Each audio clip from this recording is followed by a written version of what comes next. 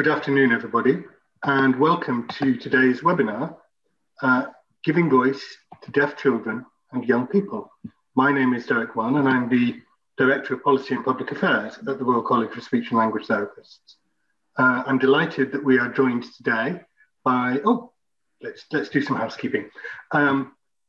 The housekeeping is to say that RCSLT staff are on hand with any technical queries, so you can get in touch with them via the chat button for anything which isn't working. You can also use the Q&A button to send in questions and answers. The event is being recorded, will be made available on the RCSLT website, and so will the slides, so you don't need to take notes. We're pleased to be able to offer ESL interpretation today, and we would be very glad if you could join in, if you could fill in the evaluation form at the end of the session.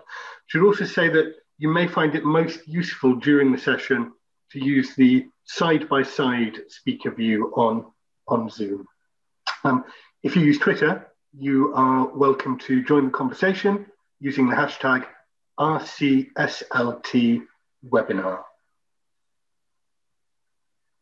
I'm pleased to introduce our speakers today. First of all, Emma Fraser, Teacher of the Deaf at the National Deaf Children's Society. Ursula McCormick, the Deputy Manager, and Alison Moore, the Manager of the Cheshire and Merseyside Hearing Impairment Network. And I'll have more to say about that in the RCSLT updates at the end. And Martine Monksfield, the President of the British Association of Teachers of the Deaf. We hope that by the end of the hour at 2 o'clock, and we'll be finishing promptly, you'll have heard more about the role of speech and language therapists in supporting children who are deaf, their families and carers. You'll have heard about the support available from the National Deaf Children's Society and also the support available from the British Association of Teachers of the Deaf. So it's my pleasure now to hand over to Ursula and to Alison.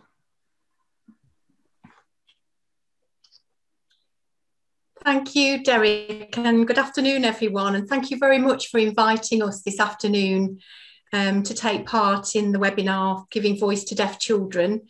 We're very excited to be here. My name's Alison Moore. I'm the Consultant Speech and Language Therapist and Manager of the Cheshire and Merseyside Hearing Impairment Network, based in the Northwest. And I'm here with Ursula McCormick, who's my colleague, Deputy Speech and Language Therapist and Advanced Clinical Practitioner in Deafness from the Hearing Impairment Network. Ursula and I are here to represent the team of highly specialist speech and language therapists who work in deafness across Cheshire and Merseyside. But we're also here, I think, on behalf of all speech and language therapists who work with deaf people within the profession. Thank you. Could I have the first slide, please? So in our presentation today, we'd like to give you some background to the network, how the network was started and how it was set up a good few years ago now. We'll be telling you about our client group, the people that we work with, the referral criteria, and how our service can be accessed. We'll be talking to you about our key partners and who we work in partnership with in the Northwest to deliver the service that we provide. And we'll be talking about how we work with our children and young people to maximise their communication skills. We'll also describe our levels of intervention and how we decide what level of input our children and young people receive from the network. And there'll be a short time at the end for us to thank you for listening and to answer any questions. Thank you. Next slide, please. So the Cheshire and Merseyside Hearing Impairment Network was established between 2002 and eventually set up in 2003. And this was a service that was developed by speech and language therapy consultant Sheena Round, who is now retired, who, along with the Cheshire and Merseyside Specialised Commissioning Group, conducted a project and pilot study to look at speech and language therapy provision across Cheshire and Merseyside for children and young people with a severe and profound hearing loss. And at that time, it was for the provision for children who were receiving or in receipt of cochlear implants. So as a result of the study, which found huge inequity in service across the region, the Cheshire and Merseyside Hearing Impairment Network was established with the vision and view that all children with a severe and profound hearing loss should have equal access to a highly specialist speech and language therapist for deaf people. And since 2003, the Hearing Impairment Network has been able to provide in the area of Cheshire and Merseyside exactly this. So we thank Sheena for her vision at that time and for her work, her pioneering work, as the network is a unique setup in the country and beyond, I understand. So the network is hosted by Alder Hey Children's Foundation Trust, but speech and language therapists within the network are funded by a joint commissioning arrangement where commissioners across Cheshire and Merseyside put together to provide funding to provide speech and language therapy of a highly specialist nature, but also to provide training for the team, to fund resources and to be able to support speech and language therapists across the region who are developing specialists. We work in the Cheshire and Merseyside region, and we work flexibly across the borders of the region, so that if there is more of a need or less of a need in any of the areas across Cheshire and Merseyside, then our therapists can work flexibly across borders to go into the areas where there's a particular area of need. It was Sheena's vision at the time, because deafness is a low incident and high need condition, that highly specialist speech and language therapists are needed to be able to really support and develop the communication skills of children and young people who have long-term and pervasive difficulties with their communication. And in 2017, the Royal College of Speech and Language Therapists, again involving Sheena and the NDCS, co-wrote a joint commissioning document that recommended that speech and language therapists who are highly specialist should be commissioned to serve the population of children that we see. Thank you. So we're a team of 12 highly specialist speech and language therapists working across these regions of Cheshire and Merseyside. Most of our therapists are employed by Alder Hey and work in the Liverpool region, but we do have therapists working in Warrington, St Helens, West Cheshire, Halton and East Cheshire, and a service on the Wirral and in Chester too. The service is consultant-led, and we have an advanced specialist speech and language therapist, deputy therapist working within the team. And we also have an administrative support and who is also a project support for any research or new projects that are brought through the network. Next slide, please. I'll now hand over to Ursula McCormick, my colleague. Thank you, Alison. As Alison was saying, the network was set up to obviously support the children, young people, and we do have some adults on our caseload. And our criteria for acceptance into the service are children and young people and adults with a severe to profound sensorineural bilateral hearing loss. Excuse me. And hearing loss is the primary need or the barrier to our clients developing effective communication, which in turn will lead to them leading independent lives. Referral is usually from the audiology departments or teachers of the deaf, and we have an open referral system. We accept referrals from diagnosis of hearing loss, and this is important because we know how essential and how crucial it is that early support is provided as soon as the hearing loss is identified. We also see some children outside this criteria, and this can be because maybe children with a moderate loss in terms of their audiology assessments and information and the expectations that we would have as therapists to their progress does not meet their actual effective everyday communication skills, and this mismatch needs a more specialist and considered approach. But this is obviously discussed either with the local speech and language therapy teams or teachers of the deaf or parents as well.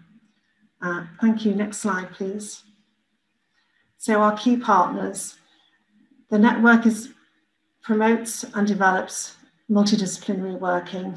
So our key partners, as you can see from the slide, include our consultant audiovestibular physicians, the audiologists and audiology teams, advisory teachers of the deaf in each of the different areas, the auditory implant centres, which for the children and young people across the network is Manchester, and for adults is the Glenclwyd Centre in North Wales, Deaf CAMS, and we link in with the Manchester branch within the region, our social workers and social care teams, and charities such as the National Deaf Children's Society, and more local teams such as Deafness Support Network or Deafness Resource Centre.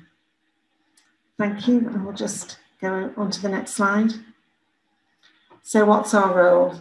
Our role is to maximise each person's communication skills so that they can become independent, confident communicators with everybody that they meet. We work in partnership with families and other members of the multidisciplinary team to achieve these positive outcomes, because we know it's only that by everybody working together on shared goals that we can achieve the best outcomes for our children and young people. And to provide early intervention to support the long-term outcomes.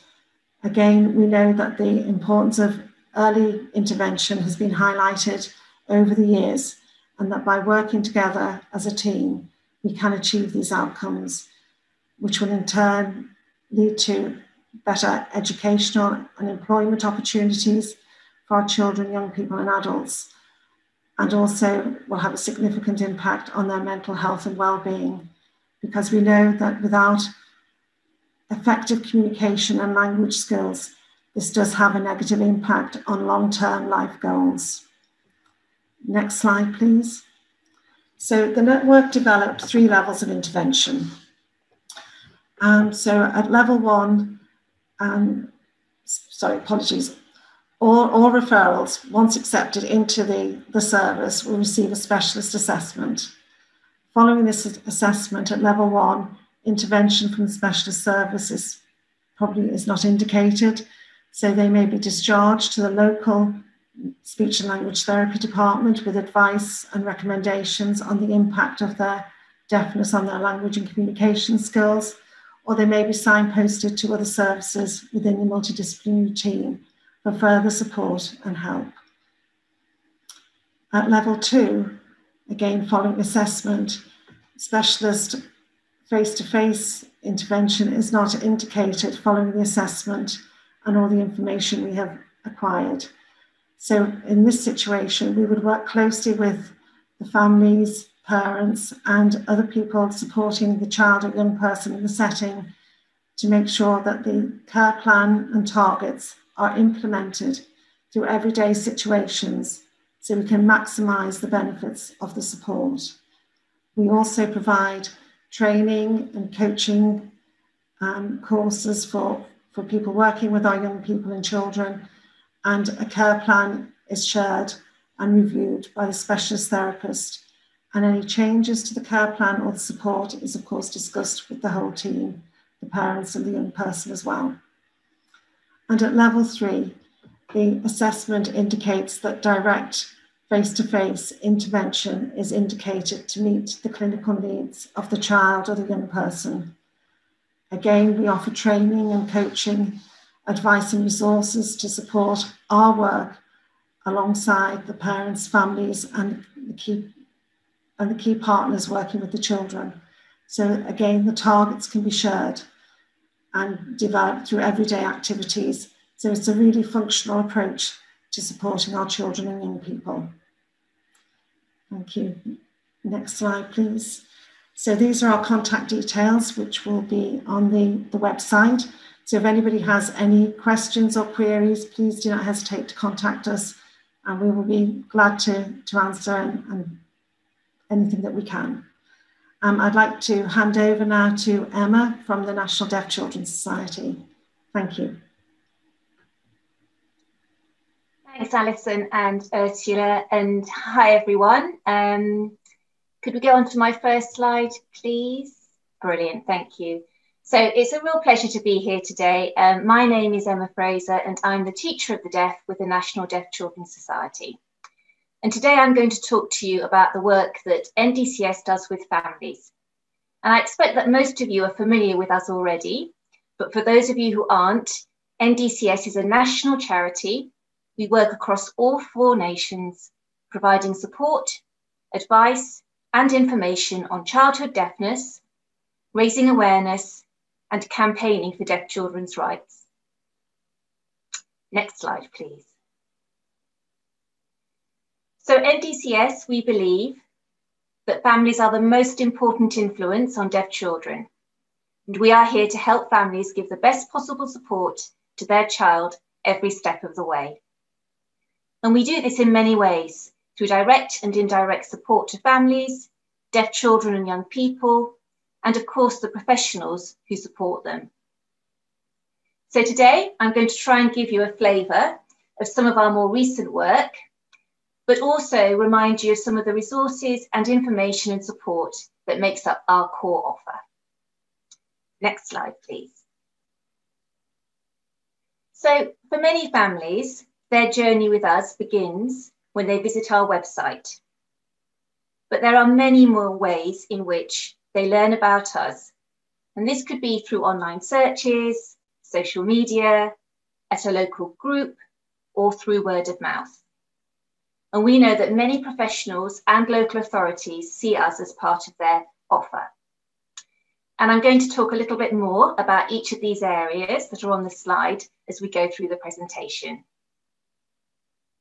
As a result of the pandemic, much of this advice and support and information can be accessed online. So we now have a really great online offer.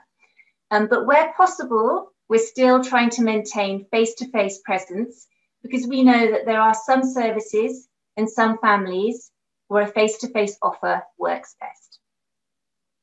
And of course, we still have our helpline and our wonderful helpline officers who provide advice and support on a range of issues, including benefits, education, technology, health, social care, deaf children's rights, and communication for families and for professionals. So you can call us, you can email us, or access the helpline via the website. We have live chat and BSL video relay.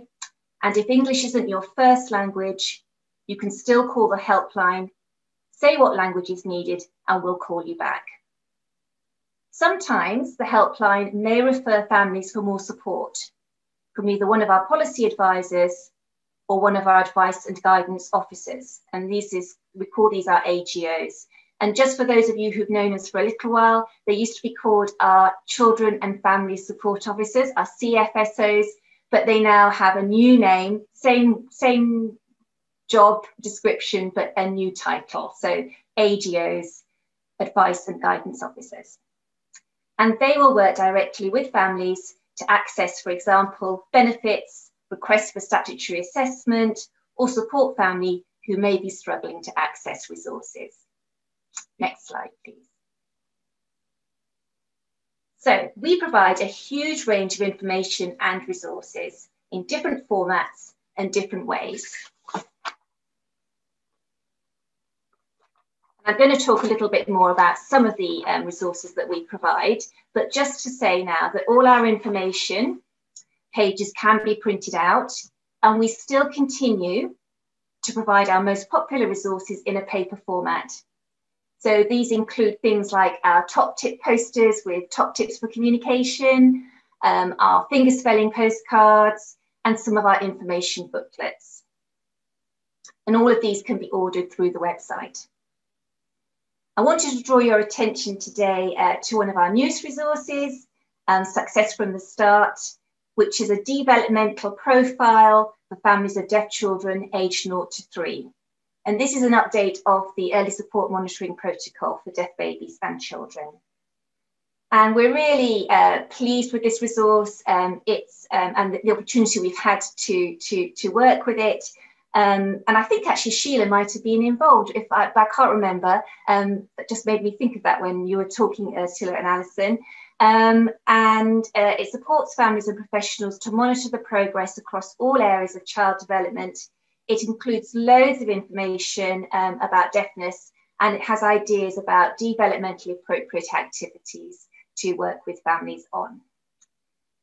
Another great source of information is our Families magazine, and this is full of articles and case studies written specifically for families. We have a YouTube channel with videos of families and young people talking about everything from first diagnoses through to going on into FE, professionals talking about their roles, and information on things like technology such as radio aids or retubing a hearing aid. So just really useful, practical information. And last of all, I just wanted to draw your attention to our infographics and videos. So we're trying to keep our information as accessible as possible. So the one I've got here on the right about face coverings and deafness, we really would like deaf children and their families and young people to share this with people who may not be deaf aware. So for instance, if a family were visiting a health professional who wasn't confident about communicating with a deaf person, was wearing a face covering, this would be to support them to know how to communicate effectively with the deaf child and their family, and hope to reduce some of the stress that families experience when they're going to go to appointments. And underneath there's a link to a video. I'm not going to show it today because I've got too much to say, but that also shows the infographic, but just in video form. So that can also be sent in advance to the person who the appointment is with. Next slide, please. And lastly, we have a range of blogs which are reactive and talk about the things that are directly affecting deaf children and families now. So this could include anything from face coverings, accessible online learning, or mental health and well-being. Our coronavirus blog has been really popular, and at one point it was being updated nearly every day. So here you can find out the most up-to-date information on health, education, and central government. And we have a similar one for professionals. Next slide, please. Okay, so next I'm going to talk about connecting families. And this is a really important part of our families' work at the moment, and it's underpinning everything that we do. This is a quote from a young mum who came along to one of our events.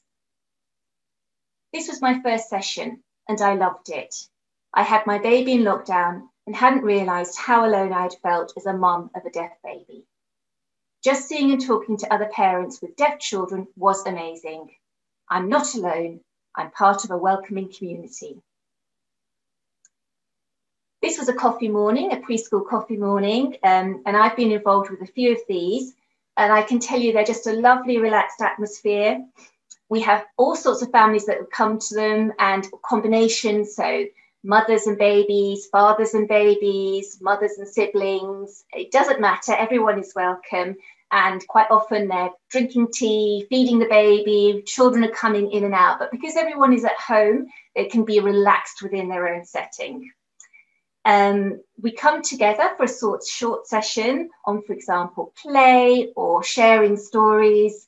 We had the Elizabeth Foundation, Julie Hughes, who came along to do a music session. We've had some science stories. The parents then go off into breakout rooms to have a chat, to share some experiences or talk about anything they really want to talk about. It doesn't have to be about the session. And then we come back together again to ask questions and share tips and information. Okay, next slide, please. So, local groups are a fantastic way for families to come together. And they've been such an important part of what we do for a very long time. As a result of the pandemic, our local groups went online, and that really made us realise what an important resource they were, but also how we could reach out to them and involve more families within our local groups network. So our new approach is to provide a tiered approach. So we understand and recognise that some families don't want to become a part of a face-to-face group, for example. They may choose to become part of an online group and connect with us through Facebook and the online community. Some families want to set up an informal group. We call these our informal hubs. It may be a WhatsApp group. It may be a group that meets in the coffee shop. It could be a group that has a play group. It doesn't matter. And they want to use some of our resources. They want support and they want information, but they don't want to be a deaf children's society. And then last of all, we have our deaf children's societies, and these represent loads and loads of families across the country, and they support families to come together, and we support them with funding for all sorts of activities and things they may be interested in doing, and just give them sort of lots of deaf awareness information to get them thinking and talking about deafness within their group. Okay, next slide, please. Okay, and I'm going to talk now about our peer-to-peer support programme, which we are really excited about, because sometimes there is no substitute for a connection with another parent or carer who's gone through a similar experience. In Bristol, our parent-to-parent support project connects parents and at the time, that they feel ready for following diagnosis. Anybody can refer to us or self-refer, and our parent support coordinator will then link them with a parent volunteer who has been trained to provide informal support and a chance to chat. And we're also working with some local charities at the moment that support a range of communities to ensure that they are able to recruit volunteers that will properly represent the Bristol family communities, such as Somali and Polish.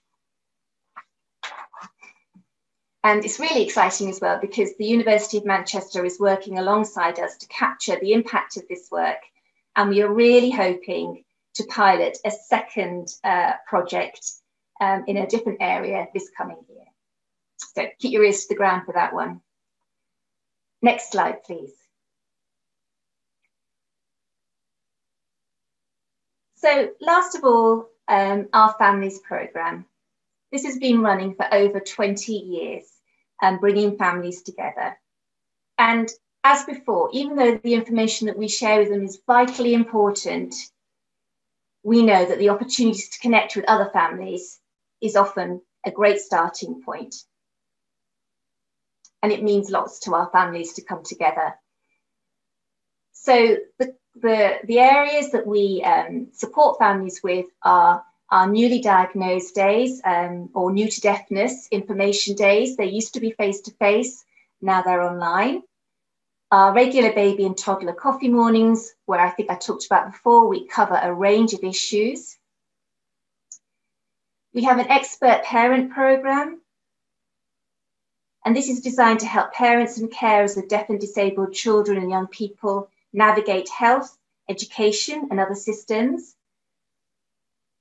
We have our family sign language course, which has been incredibly popular, and it teaches British Sign Language with topics carefully chosen to suit the needs and interests of families with children aged 0 to 11. We have our Parents and Partners workshop, where we show and support families to become involved at a local level and to make sure that they and their children are getting all the support that they need. And we have our ongoing advice and information sessions, which cover everything and anything from choosing a new school, knowing your rights, or overcoming sleep issues. Next slide, please. I also wanted to quickly draw your attention to our Bright Start work, which looks at the issues specific to families with a child from birth through to 7. Next slide, please. And yes, we are still campaigning. We want families to be involved in any way they feel comfortable. So this may be just signing up as a member, joining an online community, sharing experiences, right through to becoming involved at a local level. For example, being the parent member at a Chiswick, or becoming actively involved in one of our campaigns or one of their own. And we have a range of resources for parents who want to become activists.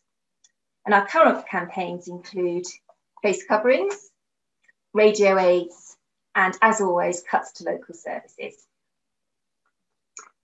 Next slide, please. So last of all today, to finish, I've got a call out to you. I'm currently updating our professionals page, so I would love to have suggestions on deaf-specific resources that you think would be useful, either for other speech and language therapists working in the field of deafness, or that could be shared with families. So either today, I would love it if you could put it in the Q&A box if you've got some ideas, or you could share with me via my email when you're, after this webinar is finished. Okay, so thank you very much, and over to you, Martine.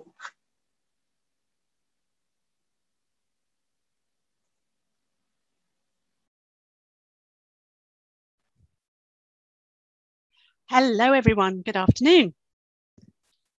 My name is Martine Monksfield, my sign name, and I am the president of the British Association of Teachers of the Deaf. I am profoundly deaf myself, but I am bilingual in both sign language and speech, and I grew up with hearing aids, but I have a cochlear implant. Next slide, please. So today, my aim is to talk about what Batald can do to support speech and language therapists.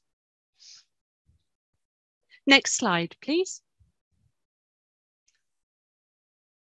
So as an overview, Batald, or the British Association of Teachers of the Deaf, we're a professional association supporting our members, but we're not a campaign or union group. We have a website and there's lots of resources and information available on that.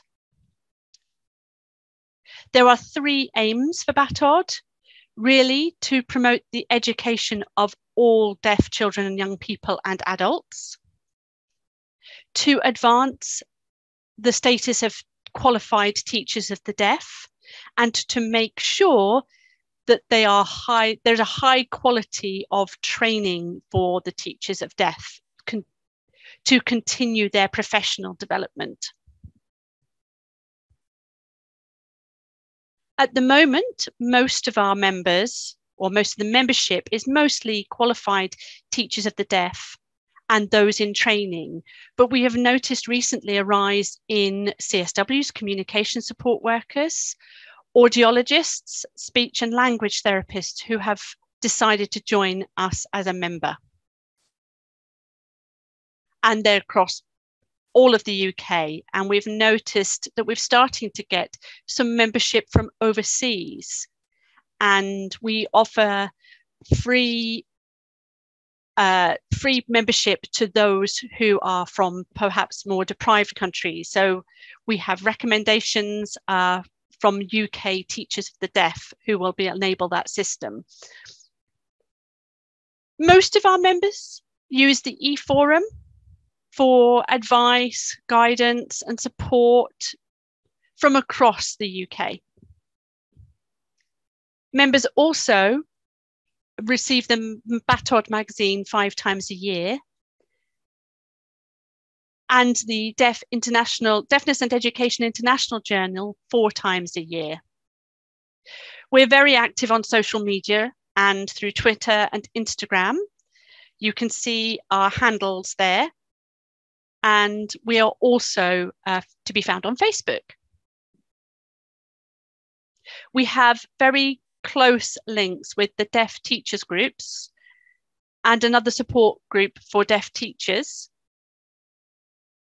for teachers and non-teachers of the deaf. And you can see the other handles there.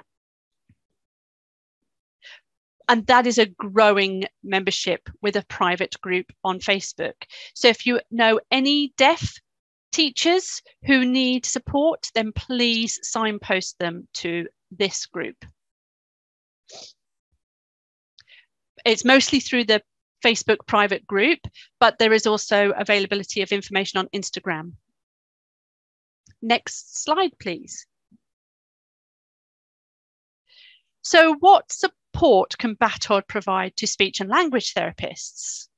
Well, we have the Teacher of the Deaf expertise, knowledge and skills on language development, and that can overlap with your speech and language therapist knowledge and skills, but with some key differences. Secondly, language deprivation. This is an area that's becoming much more well understood and more known about when a deaf child has had no access to language, whether that be in the modality of sign language or the modality of spoken language. Language deprivation can actually impact on a child throughout their life.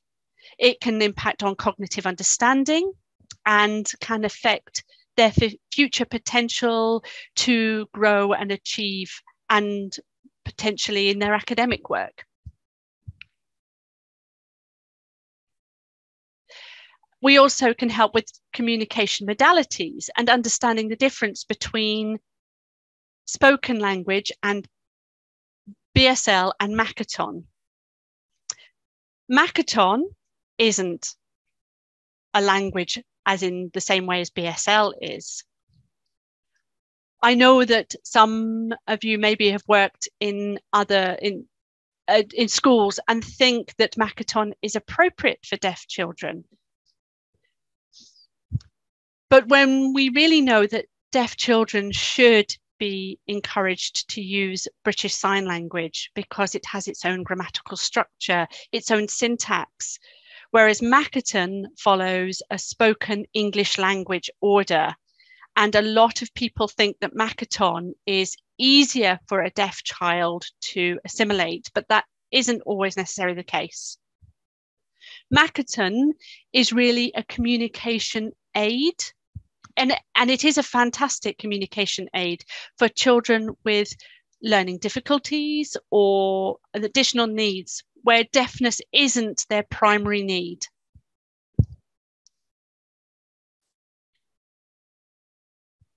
So the specialist teachers of the deaf obviously have understanding of deaf norms and cultures, which sometimes speech and language therapists aren't necessarily aware of. For example, I received an email from a speech and language therapist in a cochlear implant centre, and in the one of the sessions where there was monitoring of the implant, the deaf mother asked their deaf child to look at them by moving their face to get eye contact with them. The speech and language therapist was slightly horrified and a bit concerned that this manipulating seemed a bit rough.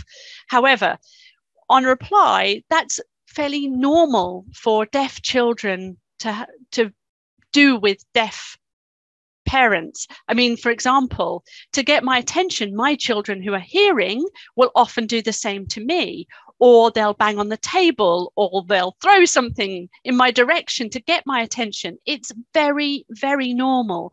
But if it's the first time you've seen it and you're not aware of that cultural norm, it can be quite a surprise. So the qualified teacher of the deaf can also provide support to the family outside of the speech and language therapy sessions to continue their listening and spoken skills and make sure that they're developing outside of the particular sessions provided by SLTs. Next slide, please. I'm going to turn my voice on now. So we also, Batald, do some joint working partnership between Batald and the Royal College of Speech and Language Therapists. The latest being the 2019 guidance on collaborative working between qualified teachers of the deaf and speech and language therapists. This was basically just to reflect the international consensus statement on best practices in family-centred early intervention with deaf children, and really it's just to standardise the best practice and evidence-based principles across the UK, because it acknowledges that there can be variation between the different nations and in the flexibility that the services provide across the nation. So some of the core principles that came up on that, there was 4 of them, which I put a picture here, which was establishing roles and responsibilities. There was promoting good practice, understanding and acknowledging service issues, and also working with others. If I sound like I'm out of breath, I probably am. I sound like I've done a marathon, but it's actually because I'm 28-week pregnant with twins, and they're squashing my lungs at the moment.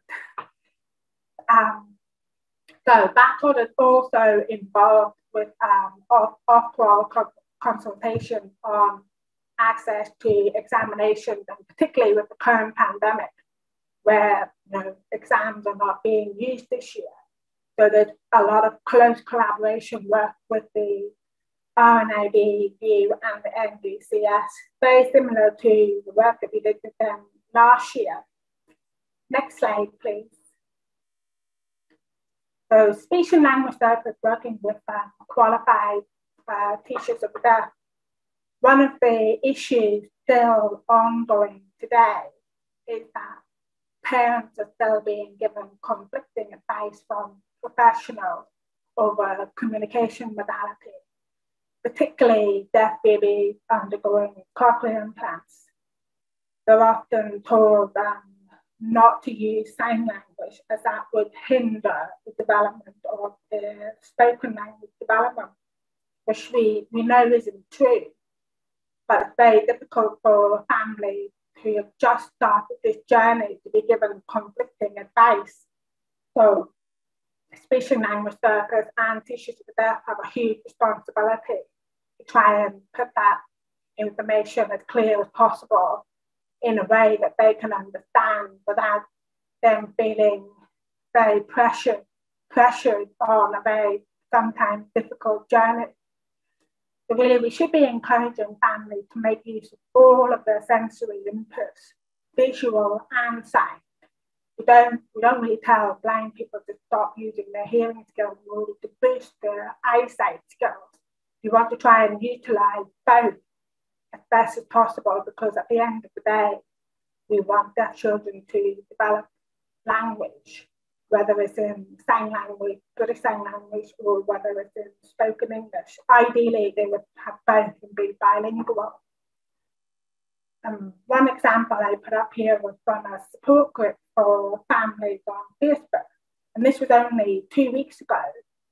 So a mum posted about her 18-month-old baby who was going in for a cochlear implant surgery next month. He's profoundly deaf in both ears, but the main specialist in that centre on the initial diagnosis, although he would be a candidate for cochlear implant, that he really felt that he should be scrapping BSL, and the cochlear implant would give him a huge opportunity of being able to speak and hear as well, and everything else that we provided that they put in work. I've been in touch with this mum, and obviously trying to support her in the conflicting advice that she was being given. I just thought it was a shame that they didn't see BSL as a massive tool to support that spoken language development as well, and also keeping BSL there. So when the child grows up, and if they need to use BSL at work, like I do, so I have the advantage of being able to use both, and I have Tracy and other interpreters I use whenever I'm working with other families or other professionals I've not met before, to take that listening burden off me And it means that whenever I can't use interpreters for whatever reason, I have the energy to listen. So we don't want to put that pressure on them to listen all the time. Sorry, I don't know what that noise was. We don't want to put that pressure on their listening and on their cognitive, because that's what will end up happening if they develop listening and cognitive fatigue. Next slide, please. This will be the last slide from me before I sound like I'm really out of breath.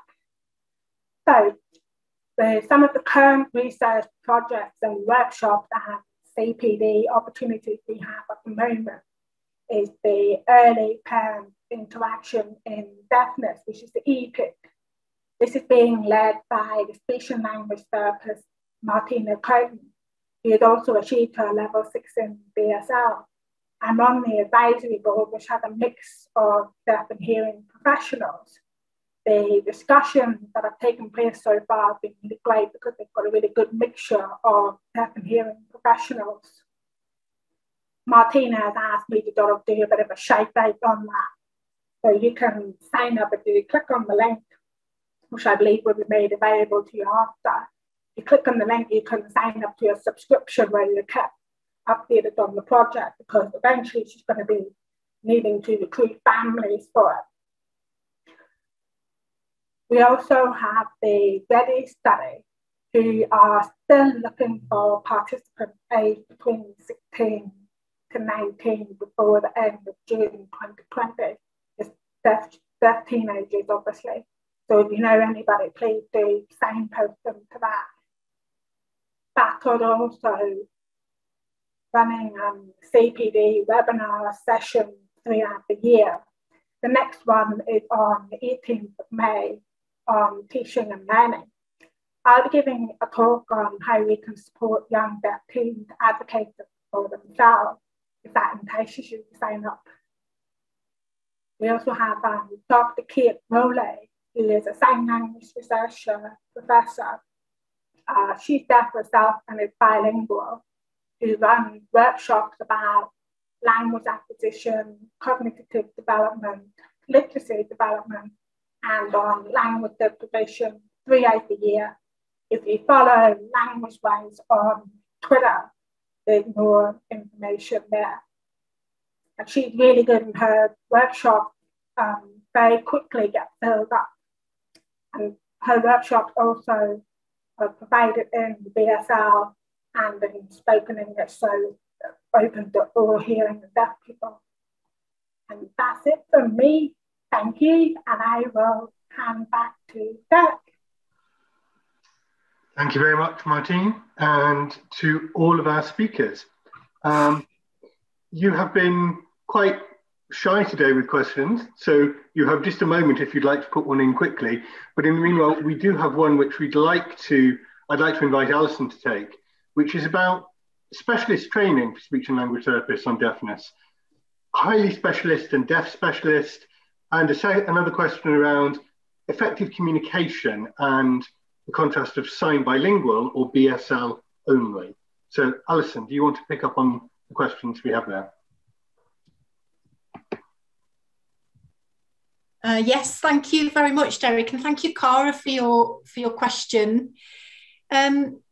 Just to give a little bit of background about speech and language therapist training and qualifications, all speech and language therapists train and become qualified as part of a degree qualification. And post-qualification, some therapists choose to specialise or take a route of particular interest in children and young people with particular conditions or difficulties. For example, some speech and language therapists specialise in working with adults with voice difficulties or stroke. Some therapists work with children with developmental language disorders or voice difficulties or autism. And one of the specialisms that a therapist can move towards and develop specialist skills in is deafness. And one of the reasons that we wanted to speak today is to really promote that specialism in deafness, because a lot of therapists that qualify have had some teaching and some training in deafness, but it's minimal, because education establishments can't provide the full range of training and qualifications that is needed to be able to work with deaf people. So specialists in deafness have qualified as a speech and language therapist, but have also carried out and acquired skills in working with deaf children and adults over a period of time, within the network particularly, but also more widely across the country. Specialists in deafness have qualifications in British Sign Language. We've worked in different communication environments. For example, some therapists work in a bilingual environment where British Sign Language and spoken English is used. Some therapists have worked in schools where BSL is used.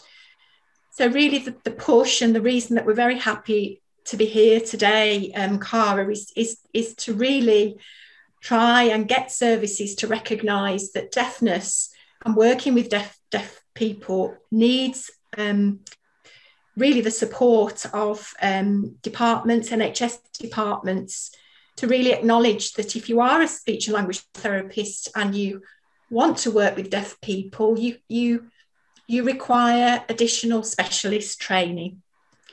And unfortunately, across the country, and this is why the network was set up originally, is in some areas of the country, there's no speech and language therapy for deaf people at all. Some young people and children are seen by therapists who have no additional qualifications or experience in deafness.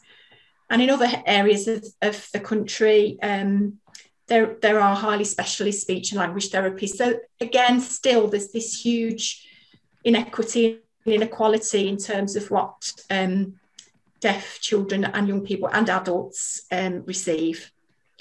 So I hope that answers your question.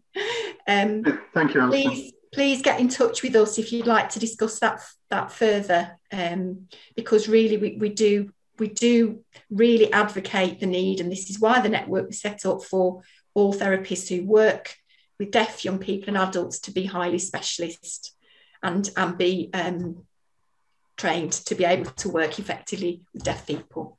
Thank you. Thank you, Alison. Martine, you wanted to come in briefly on this. Hi. I just wanted to add that the success from the start, the NBCS resource has a column on British Sign Language development scale. They also have a column on listening and spoken language. So very heavy hailstorms outside. I'm sure you can hear it. I just wanted to add that resource is there for a sign bilingual approach for speech and language therapists and teachers of the deaf. It's a really useful resource for working together and for families to understand the development pathways of both. Thank you, Martine. You've now become non-shy and given us a wee flood of questions, some of which are quite specialist in particular, so they will all get an answer after. There are questions around particular resources, I think aimed at you, Ursula, but there is also a question, I don't know if anyone has anything to offer, around mental health of deaf children and young people, particularly during COVID-19. So I guess I would invite any, Emma, I can see you nodding at that one. Do you want to come in briefly on that?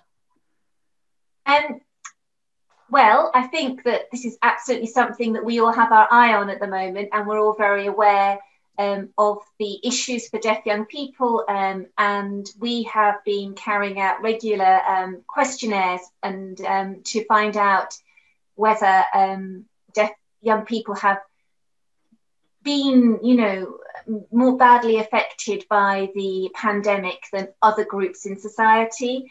So it's a bit of a kind of a question that we're still answering. We are aware that we've our Buzz, so that's our website for deaf young people. We did a questionnaire on there, and we came back with quite worrying figures around how mental health had become more of an issue for many deaf young people. So it's an area that we're really aware of. We don't have answers, but I think the first thing to do is to recognise the problem and try and raise awareness of it. Thank you so much, Emma. And Ursula, there was a question a wee while ago, I'm afraid you've got 1 minute, about resources and courses for deaf young people and their families. Some of the courses that we run for deaf young people are sort of the Smile Therapy course, which is very good for sort of teenagers. We also use a lot of resources that are used by speech and language therapists in general, but it's always making sure and being mindful of the impact of the deafness, the mode of communication in which we're delivering the training or the resources, and how to make sure that we're meeting their needs in terms of their deafness as well as their language and their communication. So it's that sort of combination of using all the information to make sure that the best resources and the best intervention is provided for the children and young people. Thanks, Ursula. Thank you all. All of the questions will be answered individually following the webinar. In the 2 minutes before I say thank you and close, I just wanted briefly to give you an update on the Royal College of Speech and Language Therapists' own activity in this area. Firstly, many of you will be aware that we have conducted a big service user survey in recent months about the experience of people with speech language communication and swallowing needs during COVID-19. You can see some of the responses here, specifically from deaf children and young people, who actually made up 13% of the survey responses for children and young people. You will see that 88% said that they received less or no speech therapy during lockdown, that it particularly affected education and the other issues there. A mixture of views on telehealth. So we look forward to working both with speech and language therapists and with colleagues in the deaf community to take account of these service user survey findings. Moving on. I'll mention the commissioning guidance later. The one I'll mention from this slide is clear face coverings. During COVID-19, there has come to the fore the need in certain situations for people with some communication challenges to be looking through face masks which are transparent. Yeah? And this is an ongoing issue, even as we hope COVID-19 recedes. It's an ongoing issue of basic access, that there should be transparent face coverings to support people with communication need. And we'll continue to work with the audiology community and the deaf community going forward on that. And finally, you've heard about the Batald best practice statement. RCSLT's own position statement has been updated just this year.